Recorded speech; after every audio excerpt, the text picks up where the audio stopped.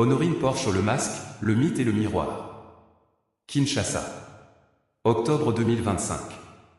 Une ville en mouvement, un peuple en éveil. Et soudain, un choc. Une femme, venue d'Allemagne, est arrêtée pour avoir dirigé un braquage armé. Son nom circule partout, Honorine Porsche. Mais derrière les gros titres, que révèle vraiment cette histoire? Le masque, une image qui trompe. Honorine Porsche. Un nom qui évoque le luxe, la réussite, l'exil. Née à Kinshasa, elle vit en Allemagne, loin du tumulte congolais.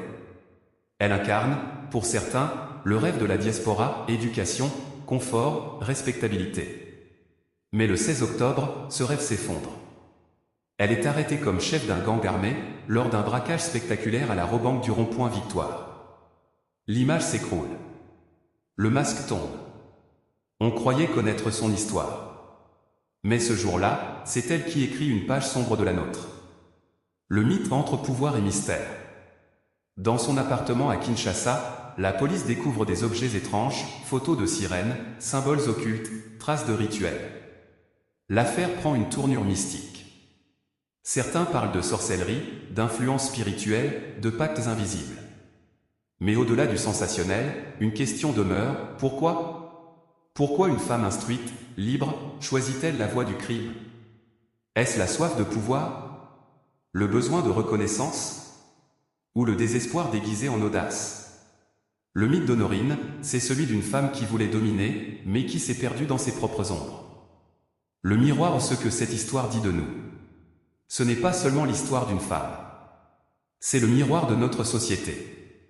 Une société où les apparences sont reines, où le succès se mesure en bien, où le silence des blessures intérieures finit par exploser.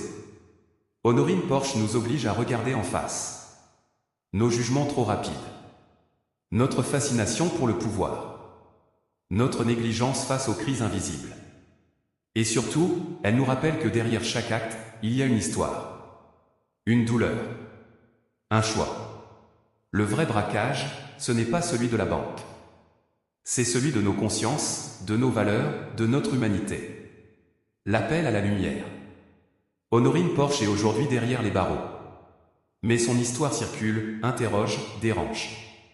Elle nous invite à repenser notre rapport à la réussite, à la spiritualité, à la justice. Et toi, que choisis-tu? Le masque ou la vérité? Le mythe ou la sagesse? Le pouvoir ou la paix?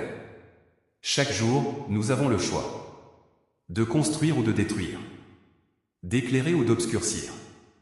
Que cette histoire soit une leçon. Une lumière. Une renaissance.